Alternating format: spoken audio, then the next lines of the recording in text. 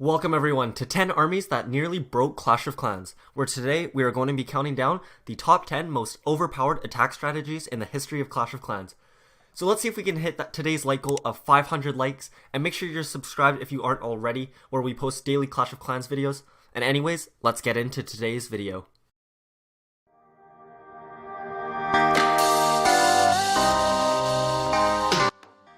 So, the first one is going to be Super Queen Walks. Now you may remember these, they were a little while back, before they nerfed to the healers, but basically what it was the max, you have either a max Archer Queen or a high level Archer Queen, and then follow it up with like 10 or more healers.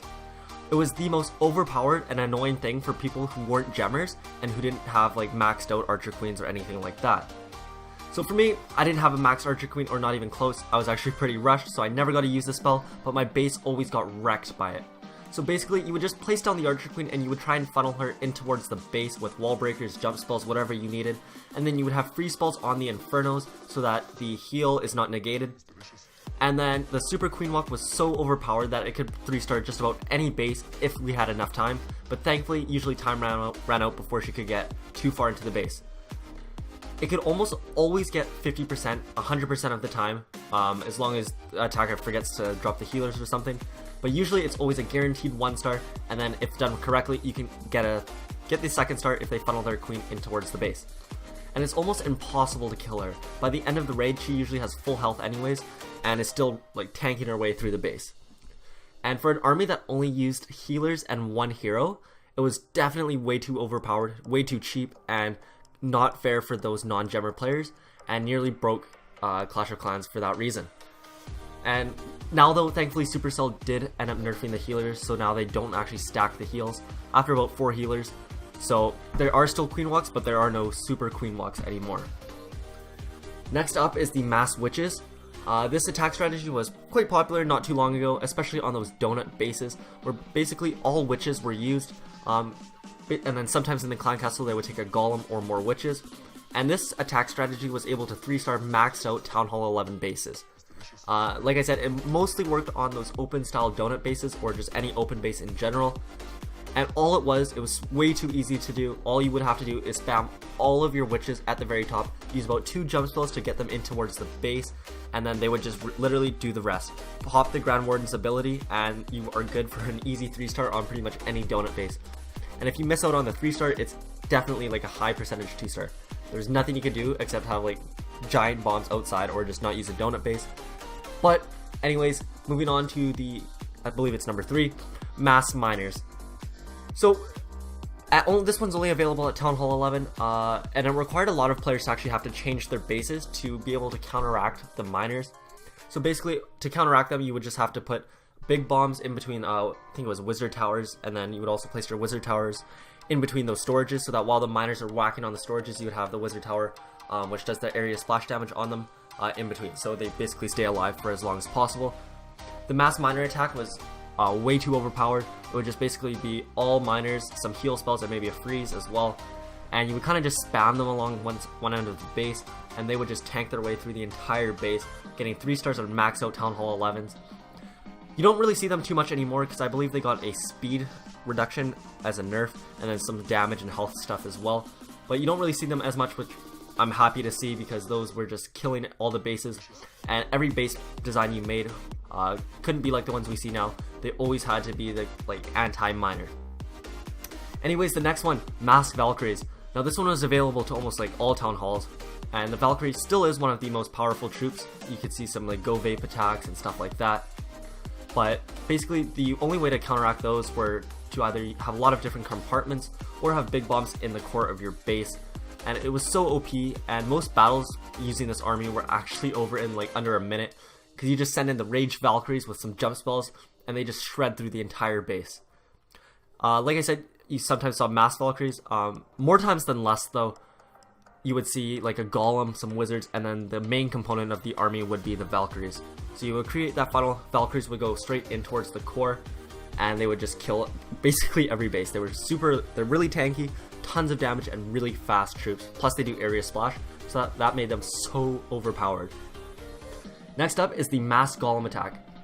Now this was one of my favorite all-time attack strategies, just because it was super easy to do, easy to train. You literally only had to train 2 troops total for this attack strategy, and it could beat basically top end Town Hall 10 bases, any base. This was before Town Hall 11, keep that in mind, and when donut bases were super popular and very difficult to beat. Usually what it consisted of was about 5 or 6 golems, and then 4 jump spells, and then just some wizards to back those up. And basically, you would just surround the base with 3 jump spells on the outside and then 1 going in towards the core. You would drop 2 golems by each jump spell and then just follow up with wizards. You only needed really like 10 or 12 wizards because you had 6 golems tanking out front, so they would never die. Like I said, 6 golems, that is super expensive on Dark Elixir. That was the only downfall of this attack strategy.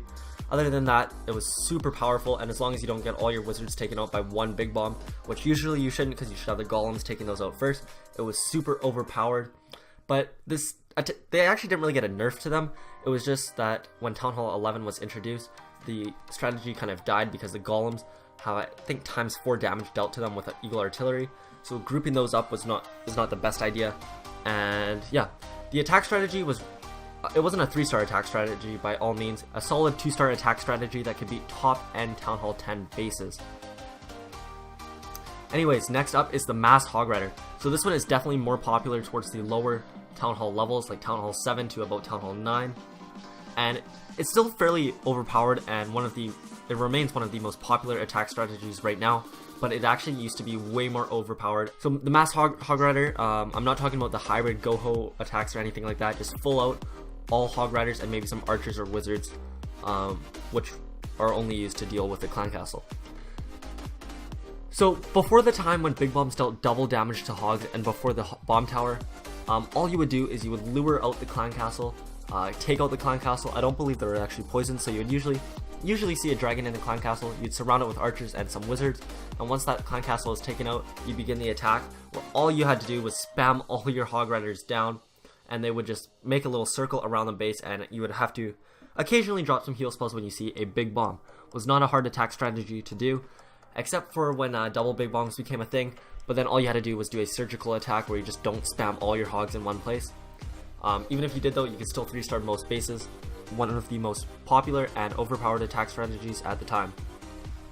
Next up is the most recent one actually, it's the Lavalunian, and everyone was using it, especially at the higher town halls like Town Hall 11. Like I said, everyone was using it.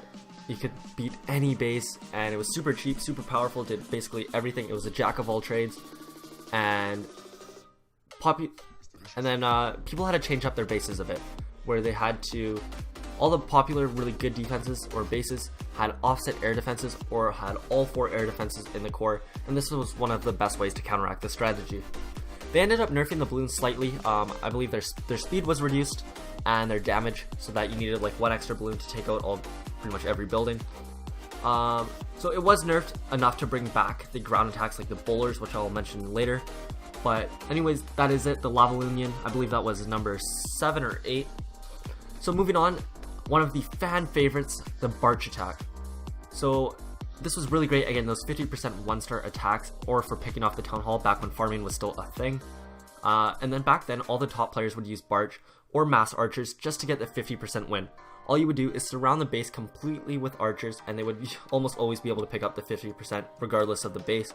And then they would carry some lightnings, or I don't think there were earthquakes, but basically all lightnings, and that would be used to take out the outside mortars or any mortars, and then also pick up any extra percentage if needed. Like I said, beat any base without fail for the most part, and then Town Hall 9s could even beat Town Hall 10s at that point, before Town Hall 11 was released, so Town Hall 10 was the highest. And then, second to last one, the Penta Lavaloon. So this one was really popular before you meet Inferno Towers, so basically anywhere below Town Hall 10. Actually, only at Town Hall 9. Town Hall 8s don't have Lava Hounds. My bad. Anyways, it took a lot more skill than just like that mass golem attack. So this one carries 5 Lava Hounds and then some balloons and maybe a few minions to clean up. And it took a lot more skill because you need to keep all of your wizards or your balloons alive and avoiding that splash damage and those air defenses. So you would basically drop a few Lava Hounds on one side, sometimes use your heroes to create that funnel, and then drop the Lava Hounds followed up by some balloons, and it's kind of circling the base and taking out every single defense, and then just cleaning up the base. It's super powerful since you have 5 Lava Hounds just constantly tanking. You would actually hope that all your lava hounds did pop by the end of the battle, just so that those lava pops could help clean up the rest of the base. So like I said, it's super powerful if done right, and all you have to do is protect those balloons. And the last most overpowered attack strategy is the bowler attacks. Now this goes for Witch Slap or the bowler heal attacks, and mostly at Town Hall 10, Town Hall 11, just because Town Hall 9s don't have bowlers, but even they do carry them in the clan castle. The bowler is just one of the best troops at this moment, and it could be used at basically at any Town Hall level. But anyways, right now it is the current meta with the bowlers and healers, or the bowlers and witches, and the only way to really counteract it right now is the outside big bombs. Those are really popular right now, and the bowlers are just such a great troop right now. They're great at being a tank because they're one of the tankiest support troops out there, and then they're super great behind either bowler or behind giants or golems. You should be expecting a slight nerf to them in the next update, ever so slightly, just because they are really overpowered right now.